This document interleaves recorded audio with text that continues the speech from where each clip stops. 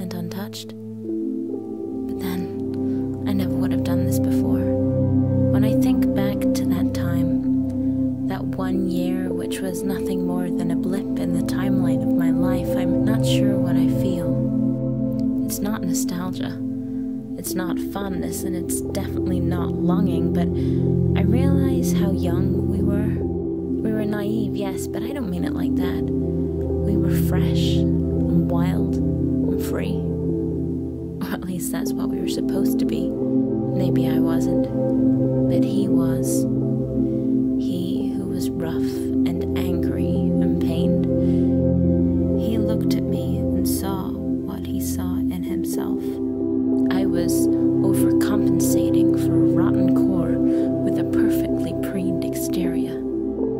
He saw straight through me and everything that I had worked so hard to keep hidden. The loss, the agony, and the desperation that had been concealed by fake smiles and maybe a bit too much makeup.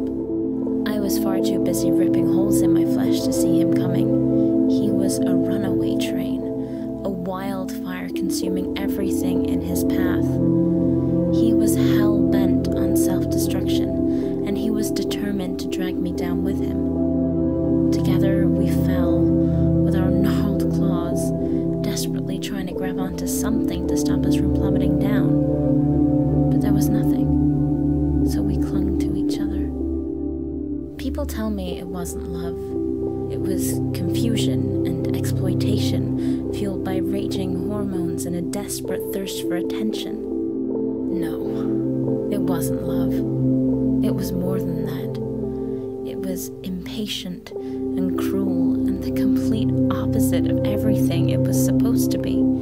But it was exactly what we needed. There was no one more important to us than the other, and perhaps it was wrong, and perhaps it was unhealthy. But we were young and bored and desperately alone. I imagine everyone deals with grief in different ways. Then again, when I think about it, perhaps neither of us dealt with it really. We just substituted it for something else. For him, it was fists, and me, razors. I wish I could say there was a story behind every scar or something beautifully poetic like that, but it would be bullshit. Beautiful bullshit. Sometimes there's nothing. There's no rhyme or reason to anything. Sometimes things just are, and why can't we be content with that? We're born, we breathe for an indefinite period of time, and then we stop. We just stop. We end up in the ground, our flesh rots, our eyes are eaten away.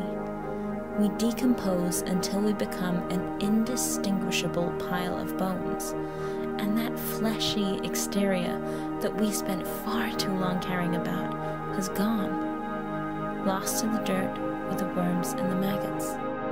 Our lives are made up of moments, a breath, a touch, a tear, a kiss, a series of infinitesimal measures of time that are linked together in a random, illogical order that we cannot determine. Mine are faded, fleeting, partially formed memories like flickering reels of old movie tape, surreal and fragmented. They dissolved with the flames. We burnt out, consuming each other until we were nothing but ash. But out of my scorched flesh grew a tiny, fragile sapling in desperate need of nourishment, water, and sunlight. So here I am, undisturbed and untouched. What was once my purgatory of rock and water, now my Eden. I am new again. I am fresh. I am wild. And I am free.